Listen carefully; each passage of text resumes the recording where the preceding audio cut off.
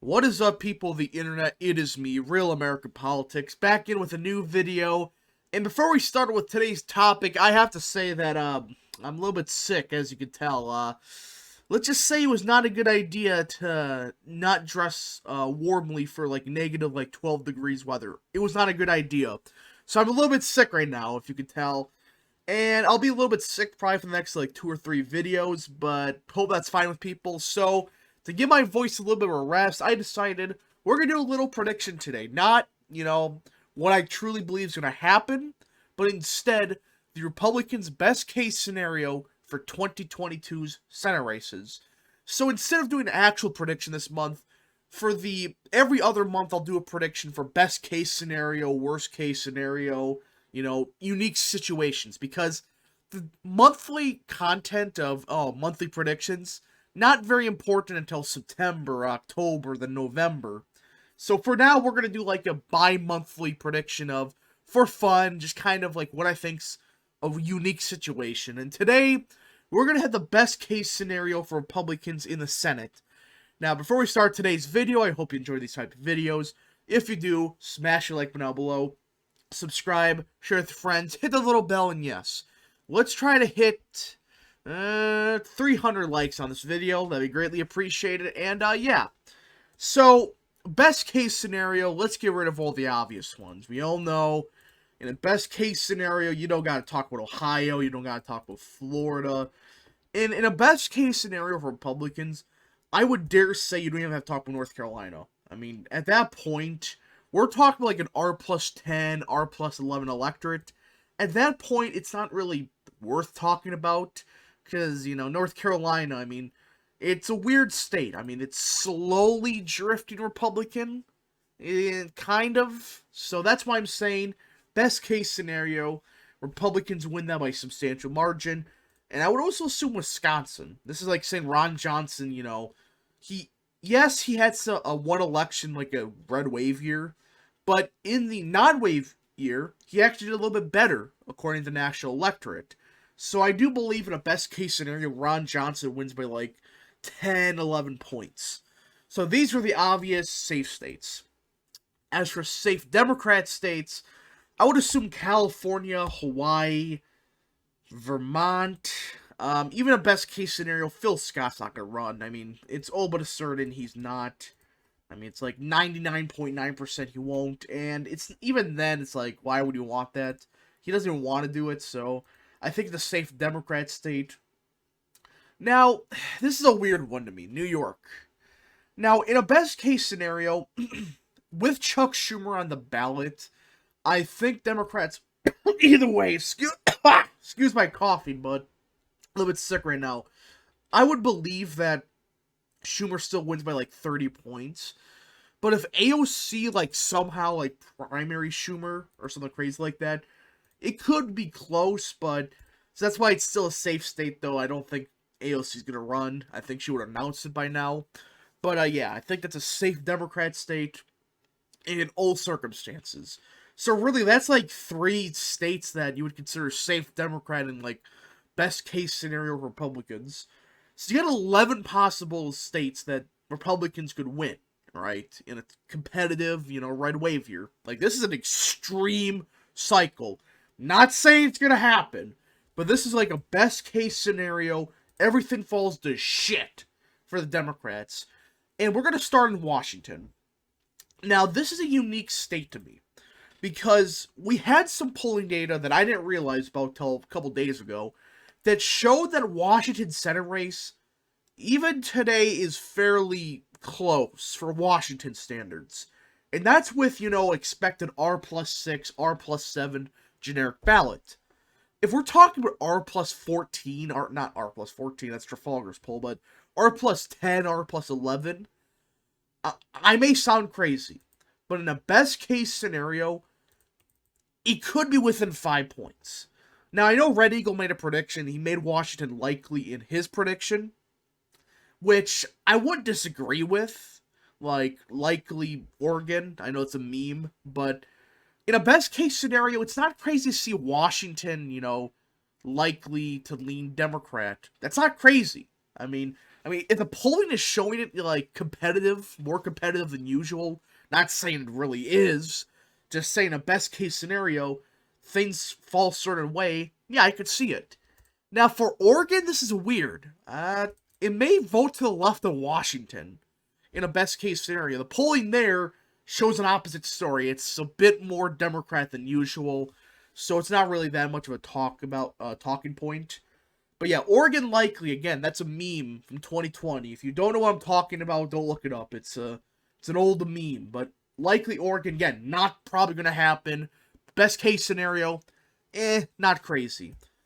Now, as for Nevada, best case scenario, you're talking about the clown Castro, I call her Castro, loses all the Hispanic support in Las Vegas. Clark County flips, or I should say Washoe County flips. You're talking about Republicans winning this race by like 6-7 points at that point. Adam the Chad Lakesalt would win by a substantial margin in a best case scenario. He gets all the union workers in Nevada to vote for him, and he flips Washoe County. That's like the best case scenario. Everything goes his way, which is surprisingly not crazy. I mean, in 2016, Castro, again, that's not her name, but I call her that, it's Cortez, she only won because of a third-party vote. If it wasn't for that, she probably would have lost. So there's that. So I believe that Nevada, as of now, is a likely state in a best-case scenario. Now, for Arizona, same deal. Blake Masters will be the nominee. He's going to get the Trump endorsement. He's running a good campaign. And his messaging about family should have to only have one income, that is very popular in suburbs. Stop this garbage that, oh, you see, suburbanites don't support one income families. They instead support this neoliberal economics where you need both parents to work and send your kids to some daycare. They don't support that crap. They would prefer to have to live off of one income, so one of the parents can always stay home to raise their kids. That is a popular platform. And if Masters gets the endorsement, which I think is going to happen, if he runs a perfect campaign and Mark Kelly keeps voting the way he's voting, yeah, best case scenario, likely Republican. Now, Colorado. Ooh, this is interesting. Colorado. In a best case scenario, you're talking about Cory Gardner entering. You're talking about, Bennett running a terrible campaign like usual. And Republican red wave like R+10, R+11. I think Bennett holds on. He usually barely wins every freaking time. And I think he wins by like a tilt margin. It will be very, very close. But I think in a best case scenario, dear God, Colorado would be a very competitive state, but still, I think Democrats are going to hold on to it. Unless, like, Bennett gets a huge scandal, then maybe it could flip. But as of now, I don't really see that happening. As for Illinois, I think like a 5-6 point win for Duckworth. I think that's probably, best case scenario for Republicans. Don't really have a candidate going against her. If they would have, I thought they would have had a chance here. I mean, she didn't do that well in 2016 compared to the national environment. So I think that if Republicans had a real candidate, they could have flipped this race. Georgia, my man Herschel Walker is running towards the Senate either way.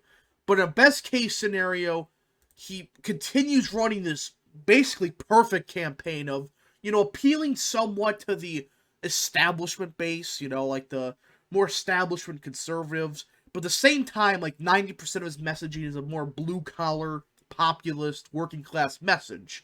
If he keeps that up, and, Warlock continues to shit himself, I could see this place flipping by a substantial margin, like 9-10 point win for Herschel Walker. I think at this point, he's going to win by like 5 points.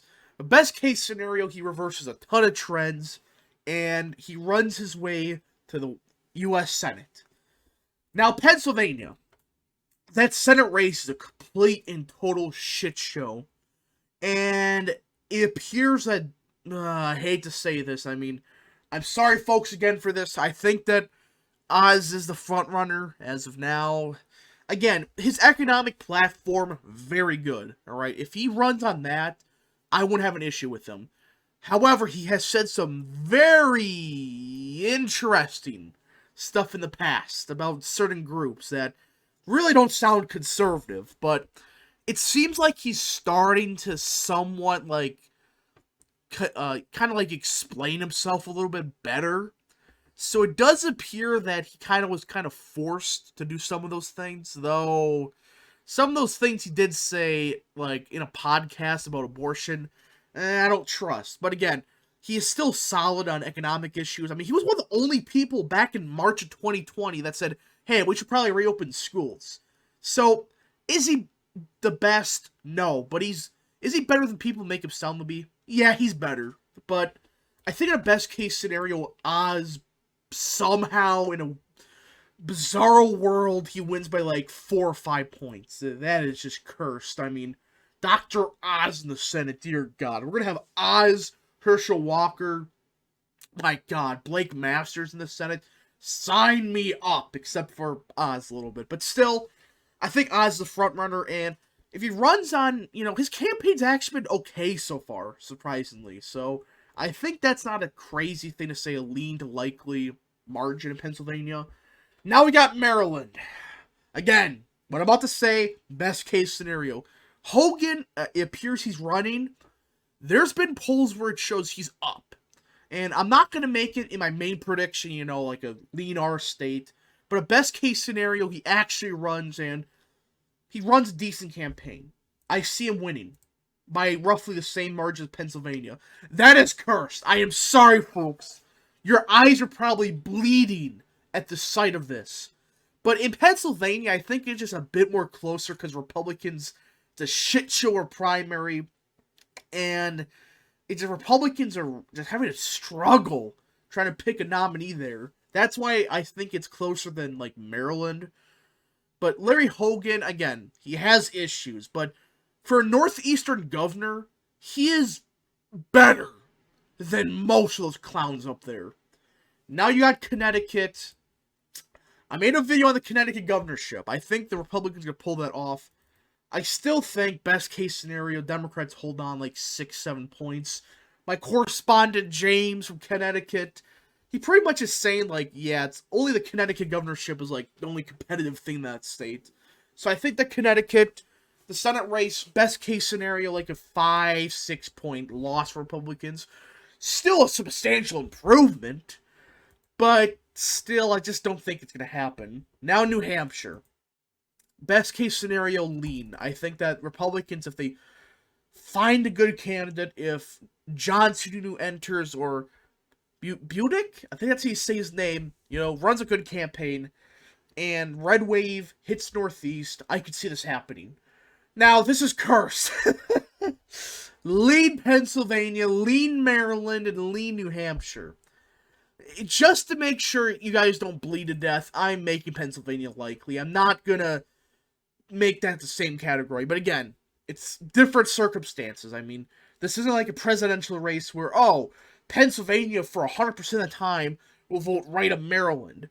For Senate races, this is going to be a little bit different. But again, it depends on who the candidate is, depends on the circumstances by state.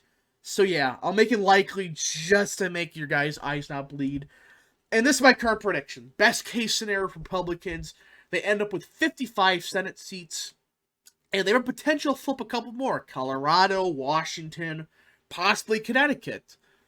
But again, this is best case scenario. Everything goes right for Republicans. The Democrats continue to shit themselves. And yeah. So anyways, I hope you enjoyed. If you did, smash the like button down below. Subscribe, share with friends, hit the little bell, and yes. Thank you guys for watching, and we'll see you guys in the next video. Hopefully I'm not sick tomorrow.